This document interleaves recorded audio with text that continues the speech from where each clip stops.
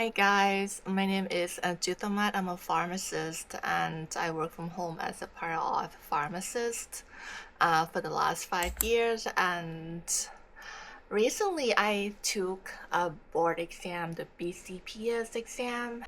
I found out that I failed the exam.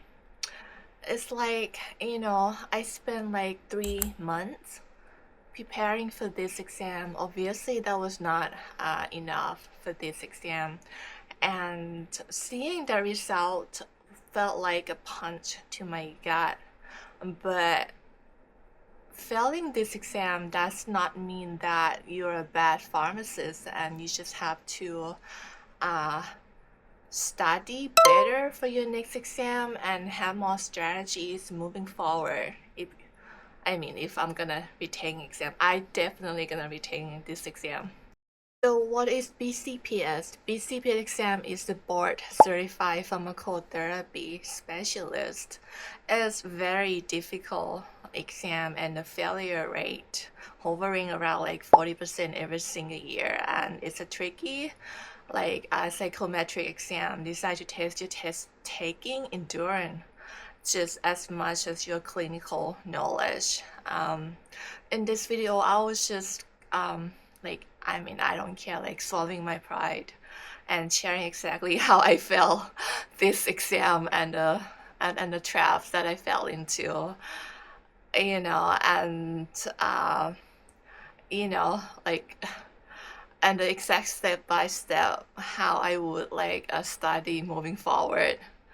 Is this funny? Um, yeah, and I definitely want to go get those two, lot four later after, like right behind my name for sure. So let's get into it. Before we talk about the new plans, we have to have a look at what went wrong, right? So when I first started prepping for this exam, I fell into the classic resource overload, resource overloaded trap. So I was terrifying not like to pass this exam. So I collected every studying material like ACCP books, ASHP videos, and all that like random nonsense studying material that available on the internet. You have no idea. So my thought process at the time was that the more materials that I have on hand, the higher score that I would get.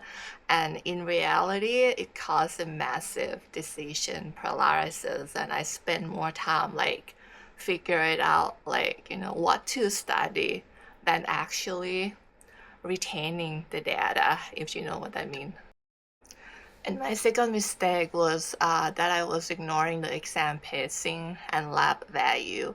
So basically, in the real exam, you only had 90 seconds per questions on top of the right hand side screen, and the normal lab value range was not provided. So you have to remember things here and there that important, like creatinine clearance or potassium level, to figure out if that case the patient is hypokalemia or hypokalemic,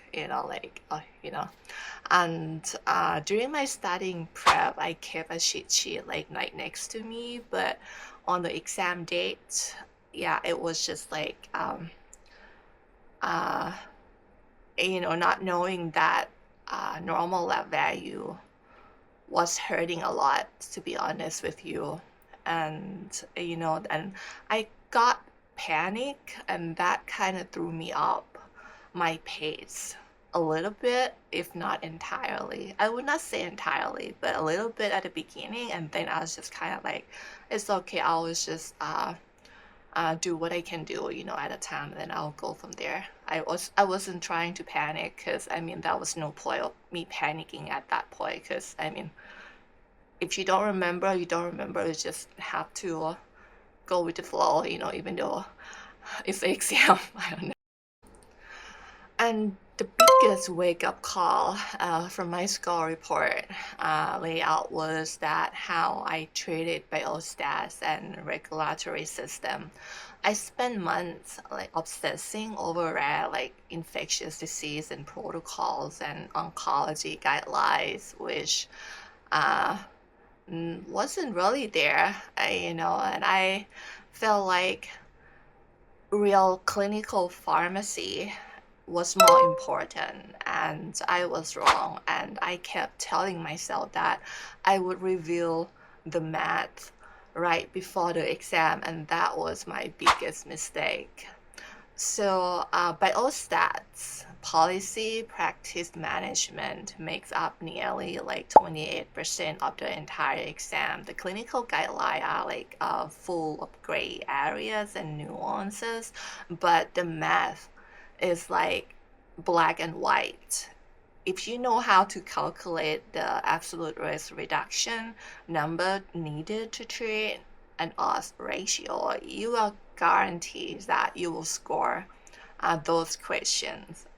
So my new plan, I'm gonna force myself to treat biostats as not the thing that like it comes afterthought, but as my secret weapon to lift my base score for my future exam for sure. So here's how I'm changing my approach to the new retake exam. So I've decided like a strict 3-phase study plan that focuses on active recall and strict pacing. Phase 1 is streamlining. So I'm gonna throw away all the clutter. I'm just gonna pick one like core review resort, like ACCP pharmacotherapy review, and make it my holy grail, and I will see how that goes. So phase 2, so it's gonna be like 80-20 clinical split. So basically I'm gonna map out my calendar to the front load high yield topics like cardiology, ID, critical care, endocrine, but this time every single clinical block will I will pair it with like maybe half an hour of biostats, drill questions, and I would not let a single week pass without doing them. I think this would help. And phase 3 is like active stamina building. So basically, I was just not do the passive rating anymore. And for the final 6 weeks, I'm gonna do like the time practice questions every single day without looking at lab value. See how that goes. And I just like need to train my brain to look at the lab number, instantly identify like the abnormality, and make the clinical decision under 90 seconds. So I think that's a good plan. So if you are in the same boat as I am and really, really want to pass this BCPS exam, the first practical step I think is to log in to your BPS profile and look over your specific score breakdown and plan your reapplication window. Give yourself like a few days to process the disappointment and all that, and do not let it define your career. And standardized testing is like a game of strategy, and now we know the rules. I think we are going to dust ourselves off and fix our study frameworks moving forward, and go back to that test center significantly stronger. And if you want to follow my journey as I rebuild my notes and break down specific like BCPS style practice questions, hit that subscribe button and drop a comment below. like, let me know what topic that you guys are struggling uh, the most on the exam, and let's conquer this exam together. Thank you so much for watching. Keep your heads up, and I'll see you in next video. Bye. We are going to drop. Okay. We are going to dust ourselves up off